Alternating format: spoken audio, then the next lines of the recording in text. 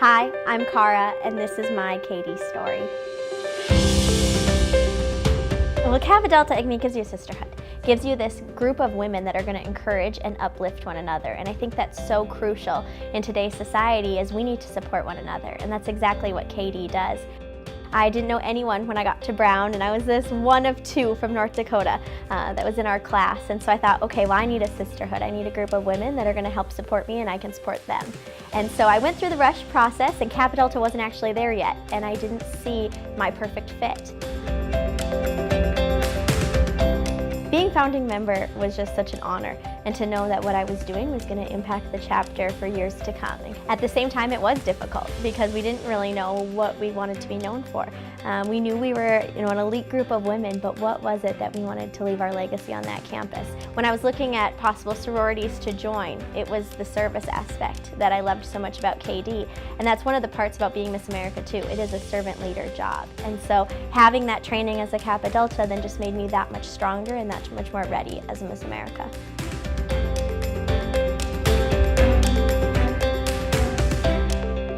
You don't want to leave undergrad being in debt, and that was my main goal. And so I knew when I joined Kappa Delta I would have this opportunity to get scholarships, but then I also came here and I saw all of the outstanding women, and I didn't know if I would be one to receive it. And so I was very grateful for that, but just knowing that Kappa Delta is there to support you, not only as a sisterhood, but also to help give you scholarships to fund that education, I think is one of the reasons I'm so proud to be a KD.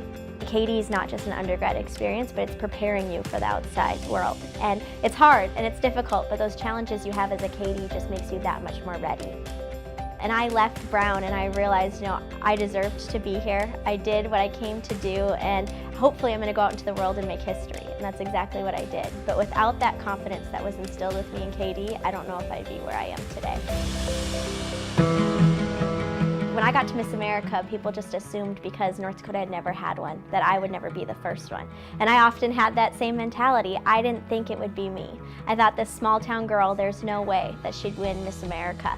Same with getting into Brown. I just didn't think that it would be me. And you have these stereotypes and so many people that are going to push you along the way and think that you can't do it.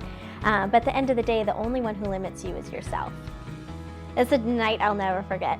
September 10th, 2017, that dream came true on national television. And to know that everyone got to see it happen. Your new Miss America is Miss North Dakota!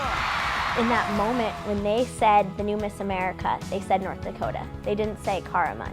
And I think that's one of the best parts, is that this process, there were so many people along the way that helped me get there. And it's so much more than just myself.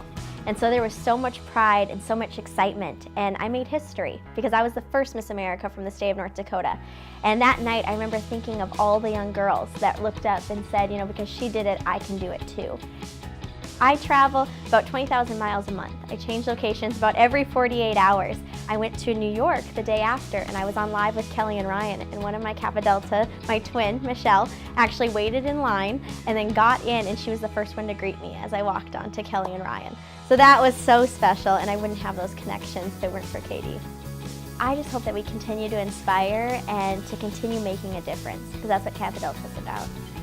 I think today, more than ever, we're given a voice. And so my goal is to be the first female governor of the state of North Dakota. If it can't be me and it's someone else, that's great too, but we've never had a female member of the House of Representatives either. And so just to get more women in politics, that's my goal. And I think of any time, this is one of the best times to be a female.